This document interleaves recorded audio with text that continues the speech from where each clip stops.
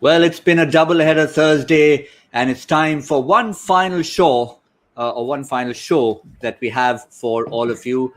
If you can throw something at me for a bad pun, I don't care, because I think it was worthy of that. It was a magnificent performance to finish off a double-header Thursday and take his side to a very clinical victory over Kolkata. Just a quick reminder of what's happened in the second of two games today. This one from Ahmedabad. 154 never looked enough, but it didn't look that as pedestrian as the Delhi openers made it look. 156 for 3, could have been finished in 14 overs. They lost a few wickets at the end trying to throw their bats around, and it ended up being 16.3. Still get a bit of improvement in net run rate, but the story was all about one man, and it all started in that opening over.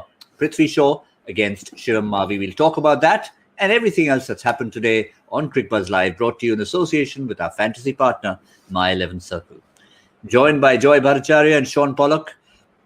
No matter what you say, Shaun, if it's talking about sending a message, those 6 balls, or 7 if you count the wide, really sent a message out, not just to the opposition, but to the world from PRITHVI Shaw. Yeah, for sure. I mean, I often used to touch on the fact of how you set the tone. As when I used to have the new ball in my hand, you want to try and set the tone as an opening bowler. Well, he certainly set the tone in those first 7 deliveries. And there was no coming back from it. It was basically game done and dusted. That's not a telephone number you look at. It was the over. And all those shots were just fantastic, right off the middle of the bat, and played brilliantly. So, yeah, I mean, we always thought that the total was below par and that they would need to do something special. But it was just 6 deliveries in, or 7 deliveries in, and we knew that there was only one winner and that they were on their way to success. So he's been a good touch. We have to say he's been probably one of the form guys, striking it so cleanly at the top. And he gave us another example of how good he can be. Well, in response to that, we've had 2 bad puns. I started with 1. Shaun responded with for sure. I'm not sure if it was intentional. Joy, before the show is over, you've got to find 1 as well. But in the meantime, what is working for this champion batsman? He's always had 2 things, which is the gift of timing and the gift of finding open spaces. And it's a gift. Finding open spaces is a gift that not every batsman has. Finding the gaps. But what he's got this year is he's just taking that much extra time to make a decision, because he's a player who moves so fast. He gets into position so fast that he has that time. So now what is happening is when the slow ball comes, because he's not predetermining his shot, he has so much time to decide what to do. And he changes his shot, he changes his angle. So there's a lot of stuff that's gone in there. And again, very interestingly, a lot of people have talked to him, and there are a lot of people who take credit. But he himself believes that Praveen Amre, who's the Bombay coach and was actually from Bombay, again, made a century in debut, never actually had a test career to match his talent. He is the guy who's worked with him. And Praveen Amre last year was not in Delhi. Praveen Amre has come back to the Delhi fold as well. So I think all that has made him to be in a very comfortable place. And after that, whatever he's done about just adjusting that technique that little bit and about taking that little bit of extra time has really worked wonders for him. And once you get in, PRITHVI is the kind of guy that once he gets in, he dominates. He won't go 50-50 with the bowler. Either the bowler's on top of him, he's given his wicket, or he's going to take the bowler down. And that's something that's so important to Delhi, because he gives them such explosive starts. Yeah, and at the start of today, we were talking about focus being on some of the young batsmen. For Kolkata, it was going to be Shubman Gill. For Delhi, it was going to be PRITHVI Shaw. But I think it's been a strange old story, Shaun. We were talking about it a little while ago. That's what he finished with, 82 of 41. PRITHVI Shaw looked out of sorts in Australia, came back, refound himself, and this is the result. Shubman Gill was actually playing the innings of his life in Australia, has come back and seems to have forgotten what PRITHVI Shaw has remembered. Yeah, you talked about at the start of the show. I thought you were going to discuss how we told you to pick PRITHVI Shaw on your fantasy team, but you didn't give us the credit for that. Anyway, moving on. I think it's expectation is a form of judgment, and the expectation that people put on you, as well as the expectation you put on yourself, can have adverse effects at times. And when you go away and you have some success, you all of a sudden come back with a different mindset, like maybe you're supposed to dominate, or maybe you're supposed to play at a different level. And those are always dangerous things. You need to try and just play the moment, try and stay in the moment and focus on the job at hand. And maybe there's a case in point. Prithvi Shaw goes away from Australia thinking, oops, that wasn't great. I have to reboot the system here. I have to come back a stronger individual. And he maybe reassesses how he wants to play. Shubman Gill has a great time in Australia, but then comes back and thinks, okay, now I've set the standard. This is what I need to live up to. And I think those are the shackles that management, coaching staff, people who are mentors of individuals need to try and help the players deal with. Because you want as little baggage on your shoulders as you can possibly have, particularly in this T20 format.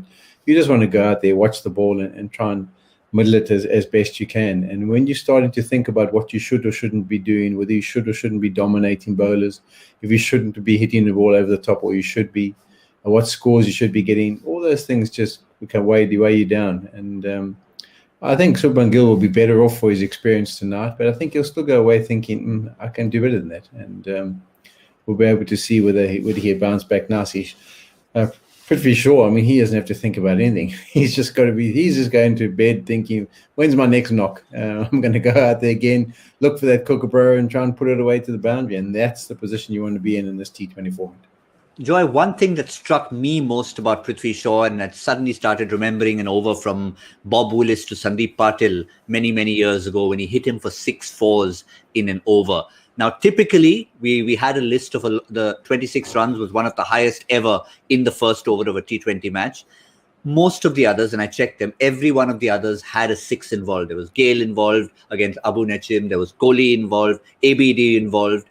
All of them had at least a 6. For Prithvi Shaw, it was 6 fours in that first over. And for a man who tends to sometimes swashbucklingly hit it up in the air, that told a story, that first over.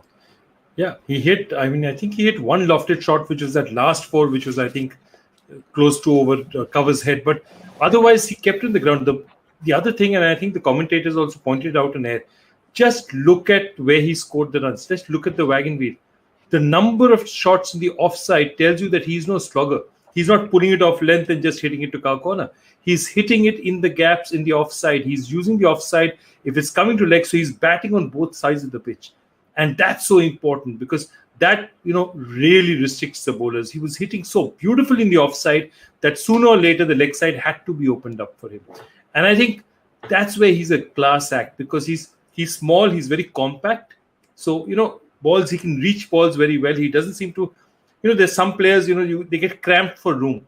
You'll rarely see Prithvi cramped for room. He always manages to, find a way to, force the ball away. And I thought he was absolutely brilliant. He's playing at the height of his powers right now.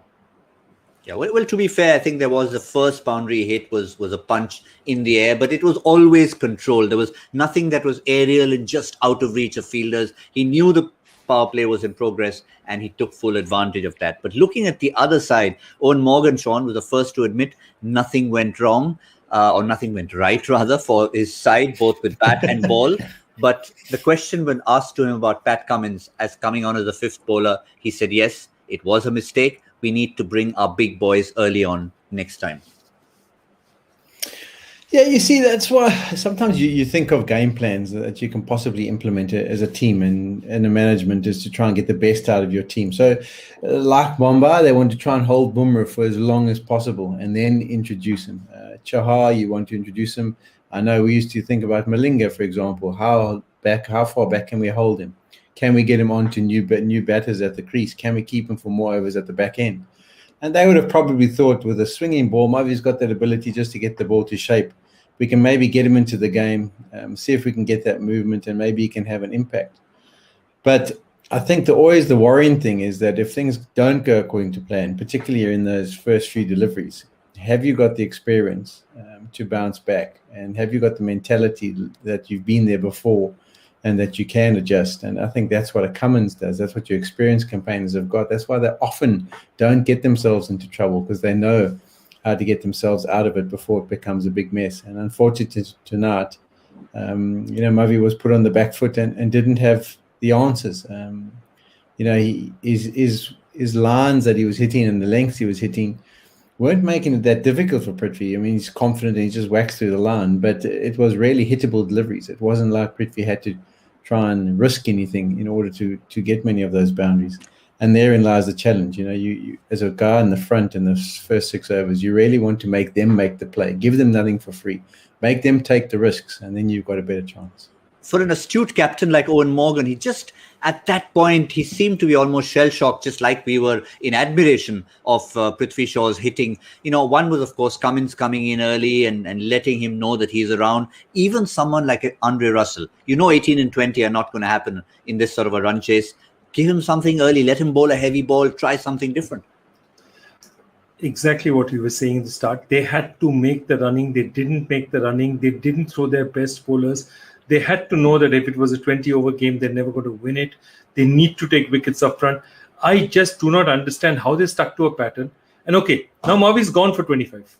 Okay, over one's over. You still have a chance to change. You still have a chance to send Pat Cummins. Okay, you want to prefer the other end? Bring him in on the third over. But you still had a chance to change plans and saying that, this is getting out of hand very fast. So my problem is sticking to your bowling list that you had decided on at the start of the game. After that 25 has happened, I somewhere what's happening out there is, I think Owen Morgan's a great captain. I think Brendan plays coaches like he played the game, very aggressive brand of cricket.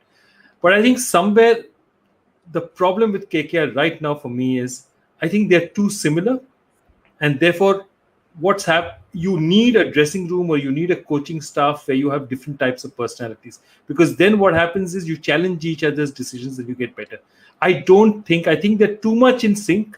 They're not challenging each other enough. They're not saying, I disagree with you. Only when you say things like that discussions emerge and you say that, okay, let's try this, let's try something different. I mean, I remember a famous time in KKR's, in that 2014 season where lots of discussions were happening about what's happening. Gautam Gambhir is not getting runs. And then at that point, it was decided that Robin Uthappa has to open. And it happened because people disagreed with each other. The captain and coach disagreed. They discussed it. Something new came out of it. And I feel somewhere perhaps in too much agreement also you have issues, because you don't have enough ideas. New ideas are not coming out because there's not enough discussion. Everyone's saying, okay, I agree with what you're doing. Yeah, it's well worth delving into history.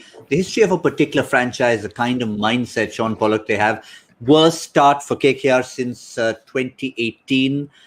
And it's not the kind of way when you're looking for qualifying, you've already got to almost halfway and you don't want to be getting to that mathematical win everything. Yeah, you don't. That's a terrible place to be. And even worse is when you're not in the control of your own destiny. You're having to rely on other people to win. And they've got some big games coming up. It's not going to get any easier for them. We just look at those next four. Those could be the top four at the end of the league. So, yeah, it's going to be a make or break week for them. Just going also back to the point of, if you saw Prithvi Shaw, I think there were 4 deliveries where short pitch deliveries were bowled in bounces, and all he did was duck underneath them. So you've missed a plan. If that's a genuine dot delivery, when someone of a high speed is bowling at him, to only bring that fast bowler on later on in the piece, and I think they maybe missed a trick. So yeah, I think they have got a lot of thinking to do, and as we say, with those fixtures, sure, it's not going to get any easier. Certainly isn't. And good spot there from Shaun Pollock. Looking at those next 4 games, as you said, it could well be the top 4 when it comes to the playoff stage. And it's the current top 4. It is the current top 4. It is the current top 4. So there you have it. It's not going to get any easier by any means. And this fixture is going to be a repeat fixture 2 matches from now. They're going to be playing Delhi not too far from now before they even recover from this loss. That's the game after the next game. In between, small matter of playing Bangalore. Let's have a look at the points table as things stand right now. Not very pretty for Kolkata. Certainly going upwards for Delhi. Back in the top 2. 10, 10, 10. Chennai, Delhi, Bangalore. They're all up there. Almost a gap now built to Mumbai. But Mumbai have started on their winning ways this afternoon. They're back into 6 points. Kolkata, Punjab, Rajasthan on 4. And Hyderabad still cropping up the table. So plenty of problems for Hyderabad, for Rajasthan, and for Kolkata. What lies? We often touch on that table. We often touch on the table and we say, And there seems like there's a gap opening up, but then by the end of the tournament, everyone's got back together and they're all fighting for that final spot. This is the one occasion where you look at it and you think to yourself, phew, there could be a case in point here where those top four just keep running away. And the way the others are playing, you're thinking Hyderabad, Rajasthan, Punjab, Kolkata, where they're going to find this momentum, where they're going to find this form and this confidence to bounce back. And that's the scary signs. You know, you don't mind close games going against you and not picking up the wins or the points you're after. But it's when the fashion of which you're being beaten tends to suggest that maybe you've got a bit of thinking to do. Those are the worrying times. Well, what typically tends to happen, Joy? Sorry, make your point and I'll come back to No, it. I just had one more thing to say, and that's, we are seeing some scenes at the end of the match, and it's wonderful to see the players together because, they spend time together, they chat. It's good, you get together and at the end of the day, the game's over and all that. But I can't help thinking, and I'm being very honest with you, I can't help thinking it should just hurt a little more for Kolkata. Not because they've lost, because, winning and losing happens all the time in cricket. The way they lost, it should hurt a little more. Because if it doesn't hurt that little bit more, it's very difficult to come later and make a difference. And I think for whatever reason it is, they are taking it a bit too calmly for my liking. And I say this as somebody who's seen teams up front and up close. And I believe that this is a stinging loss. This is not a one-run heartbreaker, which you say, the game was the winner. This was a slap in the face, and it should hurt. Yeah, well, certainly it's strong words coming from someone who's been in that dugout, who's felt the disappointments of defeat, but also victory as and when it comes, and recoveries as and when they come. Well, it's onus will be on the men in purple to turn things around. For now, we just saw the points table. What it does tell you is that typically the second half of the season usually sees one of the top or one of the bottom four making a charge. Whether or not they finish off in the playoffs or not is a different matter. Punjab did it last time around. Could they be the team in that bottom four to make that charge? Well, they're going to start tomorrow because that's the next game that's coming up. And the next one we're going to be talking about. Tough fixture, yes. Punjab against Bangalore. It's from this very same venue. It's from Ahmedabad. And is it going to be trying to prevent that separation of the top four and the bottom four? Let's start, Shaun Pollock, by talking about Punjab, because they are the team who have to make the running. We talked about Rajasthan today. We talked about Kolkata today. Neither have succeeded. What do Punjab need to do against a rather well-oiled Bangalore unit? Yeah, the concern for me with Punjab is the bowling department. Batting-wise, I just feel that they can contribute. There's guys who can play there and they can get contributions from down the order. For me, it's just the strength of what RCB possess, particularly this season, the form that some of those guys are in. I just don't see how they can put the 20 overs together where they really combat that approach, that aggressiveness that RCB possesses, and put them under immense pressure. I mean, even the spinning department, they've chopped and changed a little bit of that. I think Vishnu is a good addition. I'm much more impressed with what I saw from him. So for me, I think that's just their challenge. As I say, when they chase a score down, it's fine because they've got the batting and then they can maybe do it. But if they have to try and defend with that bowling attack, that's where I feel they're going to be found wanting. Joy, I'll come to you because just to get one opinion on this before we actually have a look at the squads and try and figure out who might be in or might be out. Just mentally, when you approach a team like Bangalore who are basically on the rampage, what is the first thing you tell yourself? I think what Punjab will be telling themselves is that we are now in that stage of the tournament where we can't bother about opponents. We don't care who we're going to play. We've got to win every game from here on to go. So they're going to look at it like that, and they'll always say we have the firepower to do it. Besides, we've already stolen their uniforms. We can steal a match from them as well. So, I mean, I had to get that in. But that's the fact of the game matter that, I think Punjab is just going to say, let's go hard. And they played last year. They played very well when their backs were to the wall. I mean, they finished off heartbreakingly close. They couldn't make it. But I think they play well under circumstances like that. Anil Kumble is a kind of coach who responds very well to that. But I completely agree with Shaun. That bowling is a mess. I mean, you have Shami, and Shami's mind you, he can take wickets up front, but Shami is not somebody who will keep the run rate down. He'll give you balls to hit. People will top edge him. People will edge him for fours. He gives away runs. He's not ever been an economical bowler. Okay, Bishnoi can't control it. I don't think Moises Henriques is a 4-over bowler in the IPL, and this should be a regular 4-over bowler in the IPL, which means that bowling attack, then you have Chris Jordan, it's not looking very good for them. I mean, that's the thing. It's one of the weakest bowling attacks in the IPL, we have to say. And I can see the Bangalore taking heavy toll of that. And see, again, forget about De Villiers, forget about Kohli, forget about even people like Maxwell. Somebody like a Devdutt Padikkal is a murderer of mediocre bowling. He's a murderer. He's clinical about mediocre bowling. And he's mountains of runs in the domestic, playing against people like Arshdeep, playing against people like Shami. He scored mountains of runs.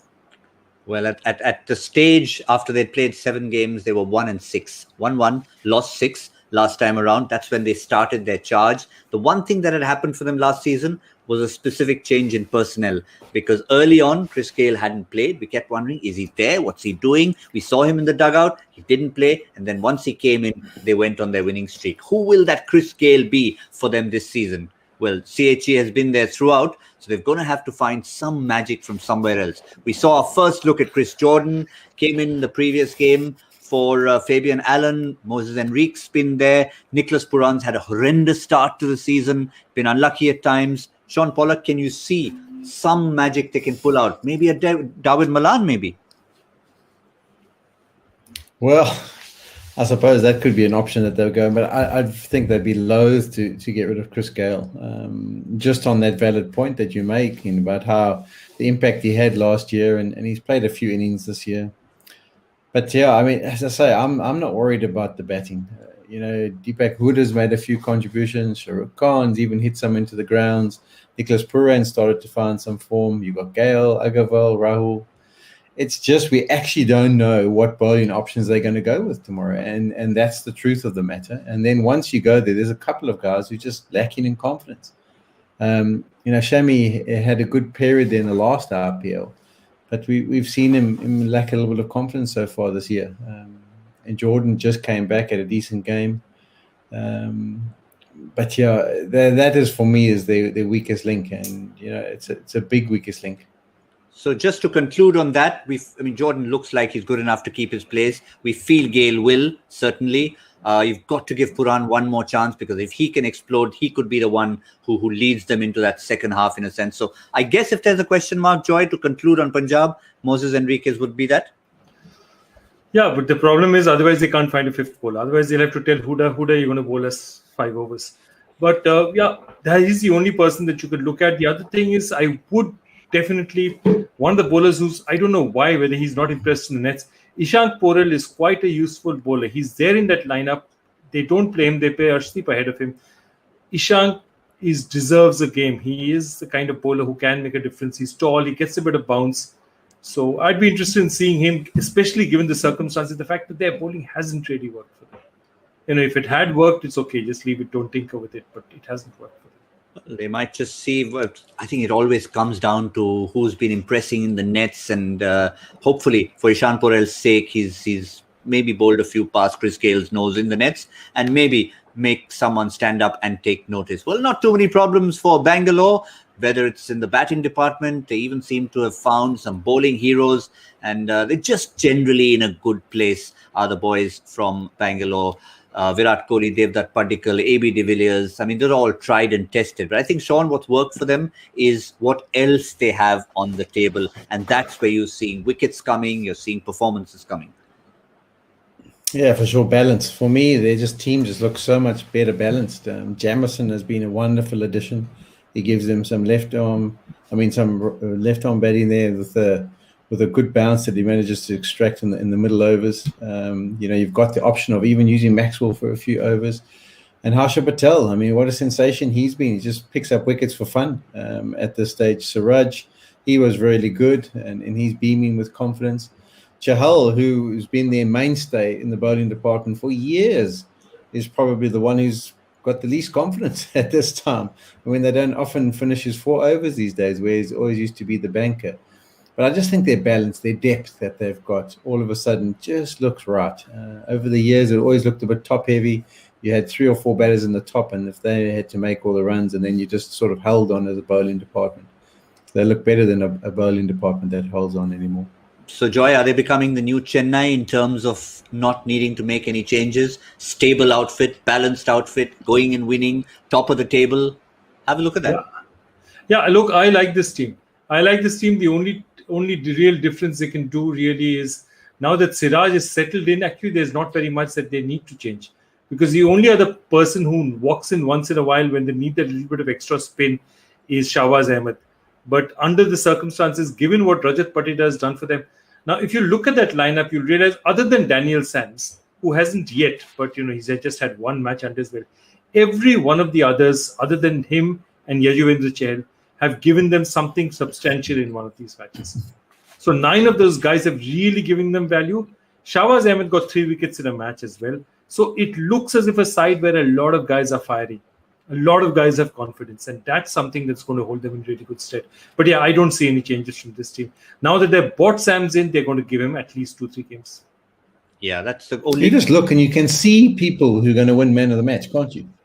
I mean, there's like 5 or 6 possibilities that could win you man of the match. And that's the exciting place to be, rather than depending on 1 or 2. Yeah, I think that is another big point. The only question I was going to ask is about Daniel Sams. Joy's answered that. We feel that now he's come in, he'll stick in there, but they've still got options. They've got a Dan Christian. Scott Kugelein's joined them in the squad, and they've got the highly talented Finn Allen, should they ever require him at any point in time. But we're getting to that point as we've looked at the 2 games ahead to try and get an answer to what's been a very fascinating, or 1 game ahead, 2 games behind. There's a lot of cricket going on. Just a very, very complex question, a very interesting question. But Joy, time for you to reveal it. And also, at some point in time, you need to come up with your bad pun. You're falling short. Oh God, you have to bring in another one. I mean, for sure. 2, 1 and 0. Yeah, absolutely. Okay, here's a question, and this is what it was. Add a word meaning plum to a former Test cricketer's nickname, and you get an Australian batter's nickname. Add a word meaning terrific, and you get a West Indies batter's nickname. Name the former cricketer and his nickname, and the answer is Phil Tufnell was called Cat, Greg Ritchie was Fat Cat, and Clive Lloyd was Super Cat. There you go. That's an interesting one. That would take something. And there was me thinking about Tubby Taylor. Yeah, yes. Yeah, it was just, if you had Fat, you would have got Fat Cat, but you got Tubby. And it's one of those things, yeah. And it's like a quiz question. When you have the wrong answer and it sticks in your head, then you can't think of other choices. It happens to us all the time. Yeah, Tabby. From Tubby, you go to Tabby. And that's how you get the cat. There you go. Tabby, Fat Cat. Gautam, what have you had today? What have you been on? Whatever it is, please send some to this Gurgaon as well. Well, all I can say is that this time I'll say it on the record. Whatever I had didn't help me choose my 11 Circle team because I needed help desperately. And I had to say, Prithvi Shaw, yes, Prithvi Shaw, no. And both you gentlemen said, Prithvi Shaw, yes. How dare you even think about it? Thank you so much. Lots of points. And as they say, the show must go on. All righty, you got it. Yes, indeed. Just in time. On that note, who's the winner of today's Joy Factor question? And it is, I should have predicted that one actually, Tanmay Chakraborty. Seeing the nature of questions, there are certain of our quizzers who will answer certain types of questions. And one that you need to delve into nicknames and a bit of fun is generally going to be Tanmay Chakraborty. A bit of history, a bit of hardcore history is going to be Bharat Reddy. So we've got a good contest going on. And Rohit, where are you? We haven't forgotten. You need to get your game sharp. All right.